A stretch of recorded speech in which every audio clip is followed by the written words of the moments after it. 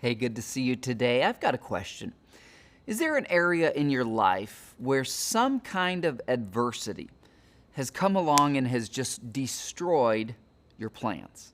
Maybe you had plans for what your marriage would look like, or plans for what your retirement would be or how it would feel, plans for your career, or plans for your health, or plans for the kind of America that you wanted your kids and grandkids to inherit and grow up in. When adversity destroys your plans, what should you do?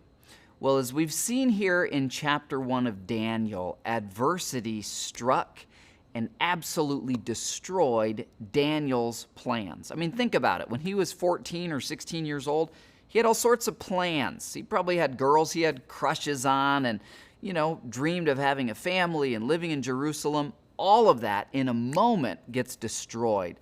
What does Daniel do when adversity demolishes his plans? Well, we've seen that he got taken captive to Babylon. He's in this indoctrination program. And there he is. He's a captive. He doesn't really have a lot of say in his life. And the food that is set before him is most likely food that had been sacrificed to Nebuchadnezzar's pagan altars. So it's the king's own meat, and it's great meat, but it's been part of these religious and spiritual rituals that Daniel was taught as a young Jewish boy to not eat meat offered to idols. So in verse 8 of Daniel, it says this: Daniel was determined not to defile himself by eating the food and wine given to them by the king. So what does he do? He asks the chief of staff for permission to not eat the unacceptable food.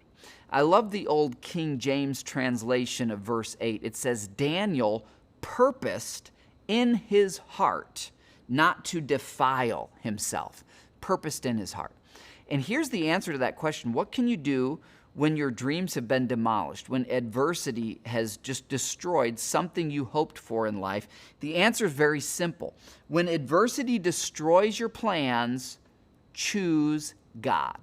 When hardship finds you, choose God. When your dreams crumble, choose God. Daniel's in the middle of adversity destroying his entire life, and yet in the middle of it, he chooses God. Choose God today, and I will see you tomorrow.